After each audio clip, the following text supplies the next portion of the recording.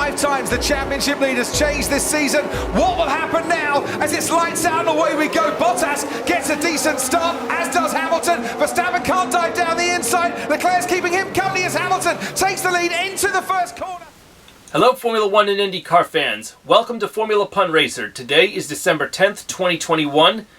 Before I give you my review on the Saudi Arabian GP, which took place inaugurally on the Jeddah street circuit, I just found out only a few hours ago that 4-time Indy 500 winner Unser Sr. passed away back on the 9th. He was 82. How? I don't know at this point. I'll elaborate that in my next video when I get some information. It is very unfortunate that both the Unser brothers have died the same year and renowned for collecting 7 Indy 500 wins between them.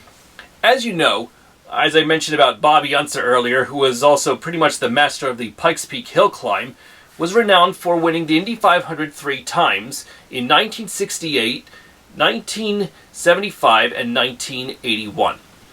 Unser Sr. was one of 4 Indy 500 winners, as you probably know by now, to have won the Indy 500 4 times.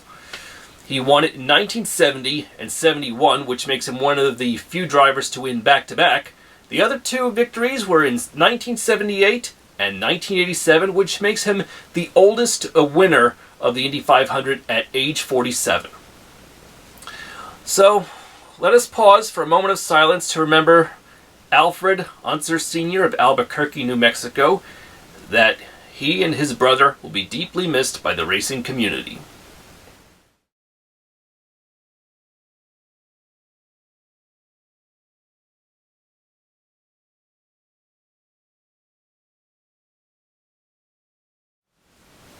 Godspeed, Bobby and Al.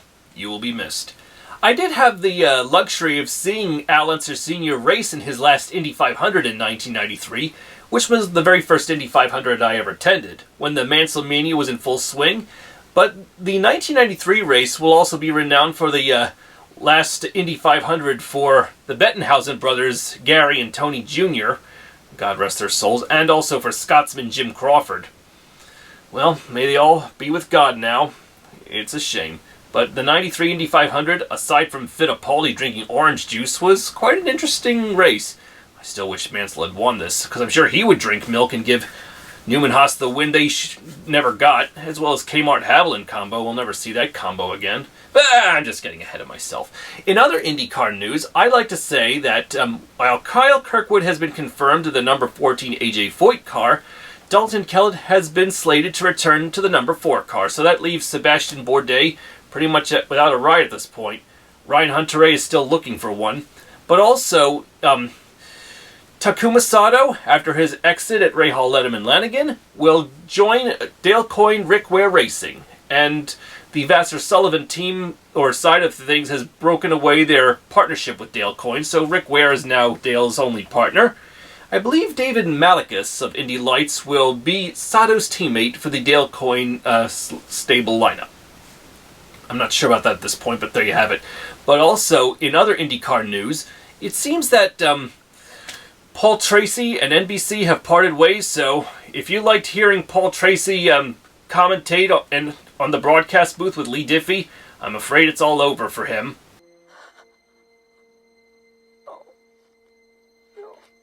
With James Hinchcliffe not having a ride for Indy cars this year full season, you think it's possible he could replace him in the NBC booth? It would be interesting, one Canadian to another, eh? And finally, when it comes to Santino Ferrucci, I believe he has a Indy 500 only deal with Sage Karam at Dry and Reinbold Racing. So, after a few years driving for the Honda cars of Coyne and then Rahal Letterman, he's going Chevy. So, he's going to be running for the Buell, alright. The inaugural race at the Jeddah circuit in Saudi Arabia got off to an amazing start, with Hamilton on pole and just zooming away with it. But then, about 9 laps in, disaster would strike for the Haas team, as Mick Schumacher would find himself in the barriers.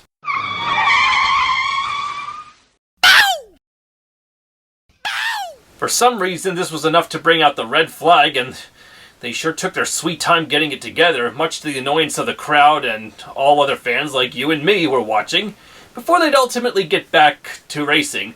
But since they say in some racing forums that yellows breed yellows because the cars are all bunched together, unfortunately, in a way, this case, reds bred reds. And how so?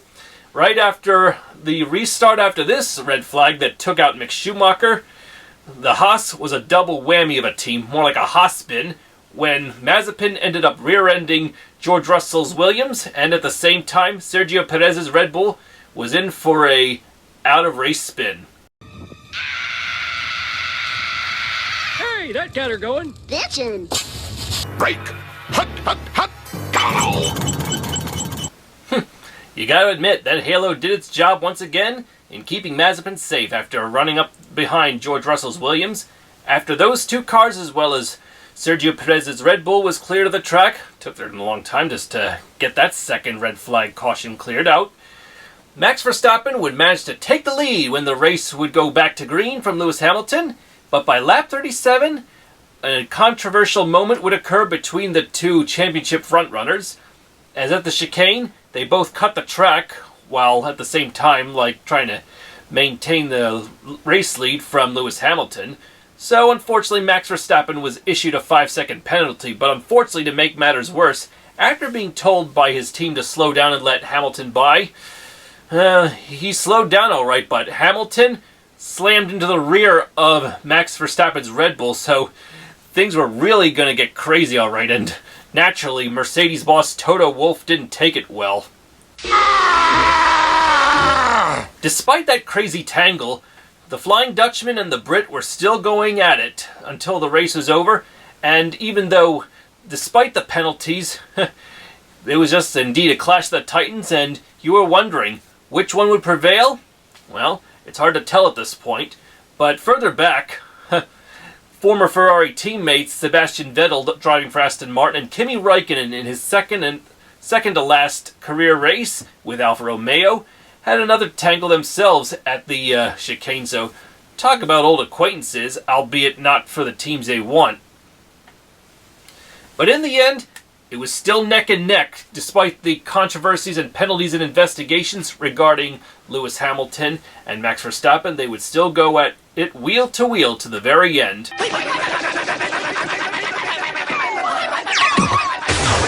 By the 50th and final lap of the race, the Silver Arrows Mercedes of Lewis Hamilton won the race. The Flying Dutchman of Max Verstappen of Red Bull finished second, and Valtteri Bottas of Finland in the second Mercedes managed to barely beat Esteban Ocon in his Alpine Renault to the finish line for third place. Because of Lewis Hamilton's latest win, as well as setting the fastest lap of the race, which gives him a bonus point, he is now tied for the lead with Max Verstappen. 369.5 points they both have. Only two drivers, basically, are eligible to win the World Championship on December 12th, the season finale.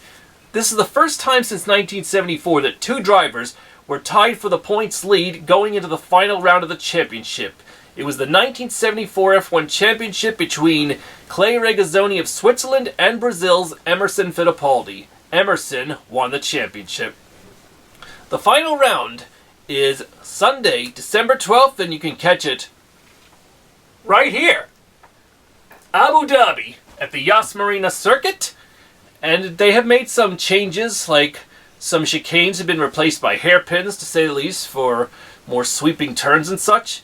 Here's hoping that there's no more controversial moves, because this has been by far one of the most controversial F1 seasons we could imagine. So many penalties given out, some a little odd and bizarre, and some red flags in some areas that took longer than necessary just to clear out. But in the end, let's just hope for a clean race. And, another F1 news before I finish is the fact that Ferrari and the long-time sponsor they've had, Philip Morris International, which used to sponsor Marlboro before the anti-tobacco laws cracked down on them, which by then they were still funding the team, and with their Mission Winnow sponsor, at the end of the season, they are pulling out, so Ferrari, for the time being at the end of the season, has no major sponsor. Damn it! Final round at Marina Circuit in Abu Dhabi is going to be down to the wire between Max Verstappen and Lewis Hamilton. Who do you think will win the championship? Lewis Hamilton to get his 8th championship? Oh, it will be certainly a great British cup of tea if he were to.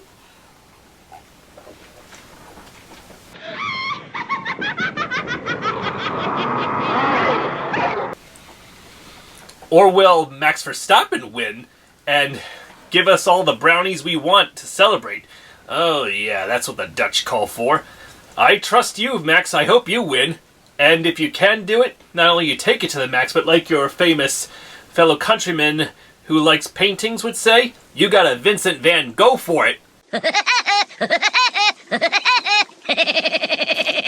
Well, once again, we'll see if Lewis can make an 8th championship his cup of tea, or if Max Verstappen can Vincent van Gogh for it. In the end, this is going to be a very exciting round. Be sure to tune in and see who comes out on top.